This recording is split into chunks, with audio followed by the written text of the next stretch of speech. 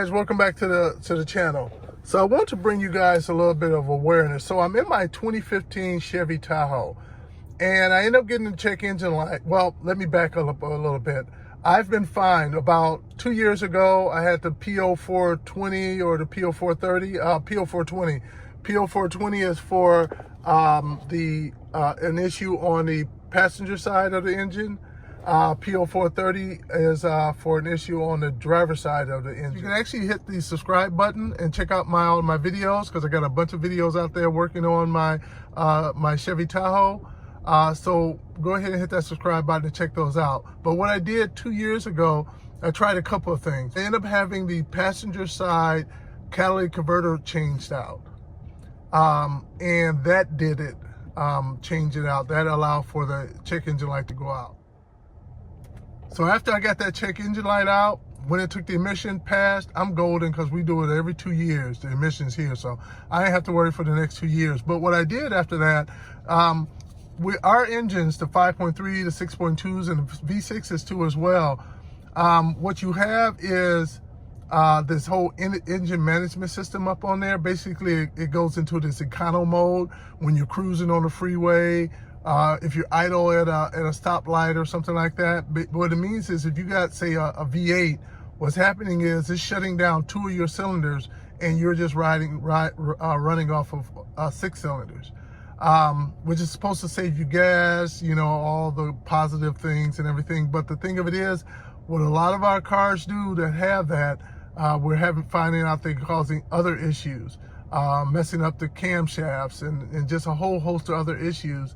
Very expensive issues anyway. So what some of us do, and I got a video out here showing you how to do this. I have ordered this right here off of Amazon. What you do, you just plug it into your OBD2 port down there, and you just leave it in there. And what it does is disables that. So you're always in V8 mode or V6 mode, whatever car you have. So it never allows for that management system to kick in. And one of the things I noticed when I put it in is that my fuel economy didn't really go bad at all. It didn't change. I think it actually got improved a little bit when I stopped, when I put this in and prevented that, going from V8 to V6 mode. Now let's come up to where we are now. So it's getting time for the emissions. And so when I go to emissions, I take this out, right? And then they go and plug theirs into my OBD2 port down there, and I fail the emissions. Like, what? I don't have a check engine light. Well, what it was, and I'm gonna show you this right here. This is just your regular little scanner for codes. Paid $22 for it off of Amazon. I'll put the link down there too, so in case you want to check it out. So I'm gonna show you what happened. Plug that in down there. All right.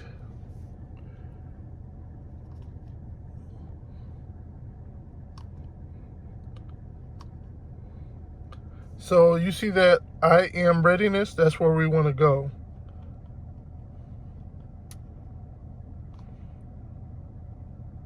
And enter from here.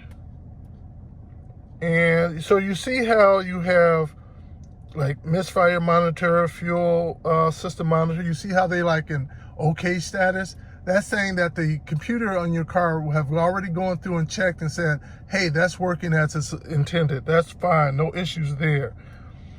And as you scroll through, you'll find other ones. Catalyst, HTT catalyst. And so the ones that say NA, which is not applicable, meaning it's not applicable to use, so don't worry about it. But you see the ones that say it's incomplete. Those are the ones you need to be concerned about. Here in Wisconsin, we can have 2 incompletes when we take the emissions. I'll say Milwaukee, because not all of Wisconsin even have to take the emissions. So here in Milwaukee area, you can have up to 2 incompletes and still up to 1 incomplete and still pass the emission. So me having an incomplete, that's the computer basically saying, I haven't finished checking this yet, so I can't say if it's working or not at this moment because I'm still checking. And so what I had this EVAP system in incomplete status, and I had the EGR system in incomplete status. And so I failed because of that. So I had to keep driving around to try to get that to go into incomplete status. And that EGR system would not go into incomplete status, to go into OK status for anything. And I even reset the code and nothing. Check engine light for P0420 came back on right away, really. Almost took, just a couple miles worth of driving, there it was back on.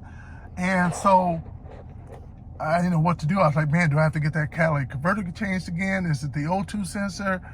But what I did was I just threw a bottle of injector cleaner into the engine, into the fuel. And I made sure to, this was very important, to make sure that your fuel is somewhere between half a tank to 3/4 of a tank, okay? Those are the two things that you definitely want to do. Go ahead and throw some, well, if you're running E85, I think that's the fuel, don't put any anything into your fuel. But if you're just running regular unleaded, go ahead and throw some fuel injector cleaner up in there. But the most important part is make sure you're between a half a tank and 3/4 of a tank. Don't get it up to full tank. Don't have it close near empty, definitely, but between half and 3/4 is where you want to be at. And I went on and changed out my air filter too, just to be safe. And I made sure I went on and had an oil change, all right? Just giving you all the information. But this part is probably the most important part right there. So then I went on a long drive, took my daughter to the water park, which is about 2 hours away up at the Dales. Hit the freeway, and the EGR system went to OK status. And right when it went to OK status, guess what? My check engine light went out. So how does this whole thing play into that? So when I put this in here 2 years ago, and it kept it from going into econo mode, what it was also doing too was it was preventing all of my checks on here from getting from incomplete to OK. So I had EGR stuck in incomplete, and I also had evap stuck in incomplete. And I'm suspecting that was probably for the past couple of years. So this right here was preventing that from happening.